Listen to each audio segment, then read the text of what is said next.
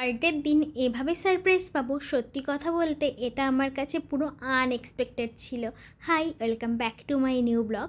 তো 16ই মে ছিল আমার বার্থডে। আমি তো ভেবেছিলাম যে সবাই আমার বার্থডেটা ভুলেই গেছে, কিন্তু সারা দিনের পর রাতের বেলা এভাবে আমাকে পিকুদি আর জিজু মিলে যে সারপ্রাইজ দেবে, সত্যি কথা বলতে আমি তো ভাবতেই পারিনি। আচ্ছা, তোমরা কি জানতে চাও বার্থডের দিন আমি সব থেকে বড় গিফট কী পেয়েছি?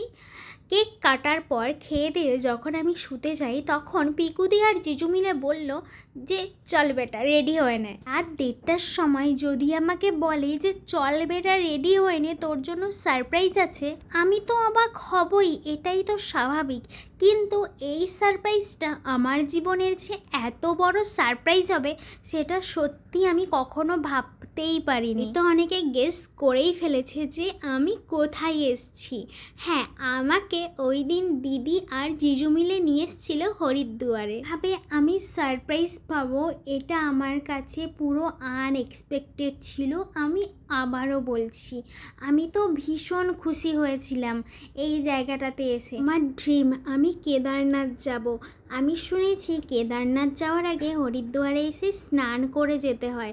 হ্যাঁ, আমি এখন কেদারনাথ যেতে পারছি না তো কী হয়েছে, কিন্তু হরিদ্বারে এসে এই যে গঙ্গা স্নানটা আমি আমার বার্থডের সময় এসে করে গেছি, এটা আমার কাছে অনেক প্রাপ্তির, অনেক আনন্দের।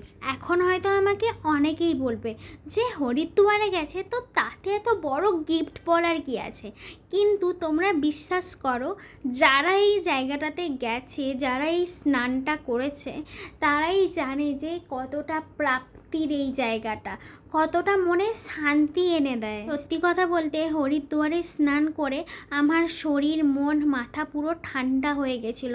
একটা আলাদাই অনুভূতি হচ্ছিল মনের মধ্যে, সেটা আমি তোমাদেরকে কখনো বলে বোঝাতে পারবো না। সো ফাইনালি আমাদের সবার স্নান হয়ে যাওয়ার পর আমি আর পিকুদি বসে বসে গল্প করছিলাম। তারপর বাড়ি যাওয়ার জন্য রওনা দিয়ে আর পেছন থেকে এটা কে এমন করে যায় আমি তো বাড়িতে এসে নোটিস করেছি। আচ্ছা, তোমরা কারা কারা হরিদ্বারে গিয়ে স্নান করেছো অবশ্যই কিন্তু আমাকে কমেন্ট করে জানাবে। ভীষণ গরম লাগছিল বলে গাড়িতে উঠে প্রথমেই খেয়েছিলাম ঠান্ডা ঠান্ডা লেবু জল।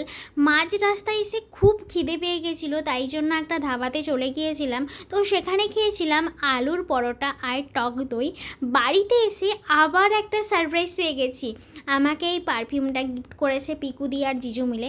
থ্যাংক ইউ পিকুদি আর জিজু, আমার বার্থডেটা এত সুন্দর করে তোলার জন্য, এত স্পেশাল করে তোলার জন্য। আজ আসি, দেখা হচ্ছে নেক্সট কোনো ভিডিওতে। প্লিজ তোমরা আমার চ্যানেলটাতে সাপোর্ট করো। বাই।